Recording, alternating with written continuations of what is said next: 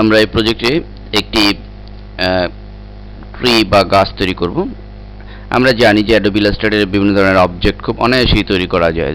তো এ ধরনের 2D object আমরা তৈরি করার জন্য আমরা পেন টুলটি ইউজ করতে পারি। তো প্রথমে আমরা পেন টুলের সাহায্যে আমরা ফোরগ্রাউন্ড কালার সম্পূর্ণ ব্ল্যাক করে নিব।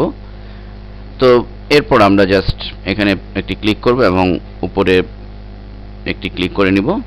দেন আমরা ঠিক এই পজিশনে একটি ক্লিক করে নিব এবং আমরা এই পজিশনে ক্লিক করে এটি একটু রাউন্ড করে নিব সামান্য গাছটি তৈরির জন্য। তো রাউন্ড করার পরে আমরা সিলেকশন টুলটি দিয়ে এটিকে বাইরে ক্লিক করে নিব।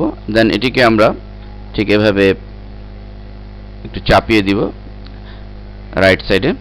তো আমরা আমাদের গাছের যে নিচের অংশটুকু করলাম ঠিক এটিকে কপি করে আমরা উপরের দিকে এভাবে ড্র্যাগ করে অল্টার চেপে তাহলে কপি হবে। এরপর আমরা এটিকে আরেকটু দুই দিকে অল্টার চেপে দুই দিকে চাপিয়ে দিব এবং একই পদ্ধতিতে আমরা অল্টার চেপে উপরে দিয়ে দিব এবং এটিকে একটু ছোট করে দেব সামান্য। শিফট এবং অল্টার চাপলে এটি ওভারঅলই ছোট হবে। এরপর আমরা অল্টার চেপে একইভাবে আরেকটি শেপ তৈরি করব এবং একইভাবে শিফট অল্টার চেপে আমরা আরেকটু ছোট করে দিব।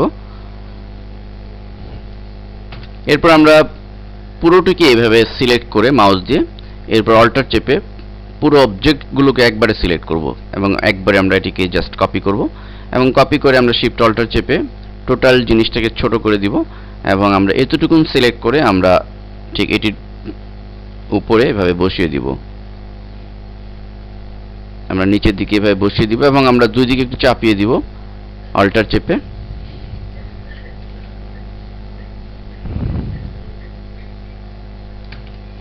তো এভাবে আমরা পর্যায়ক্রমে এটিকে খুব ধীরে ধীরে আমাদের কাজ করতে হবে। আমরা যত পারফেক্টলি কাজ করতে চাই তত আমাদের ধীরে ধীরে কাজ করতে হবে। দেন আমাদের যে গাছের যে সোজা যেটি রয়েছে স্টিকটি রয়েছে সেটি তৈরির জন্য আমরা জাস্ট লাইন টুল সিলেক্ট করতে পারি অথবা রেক্টেঙ্গেল টুলটি আমরা সিলেক্ট করে নিতে পারি।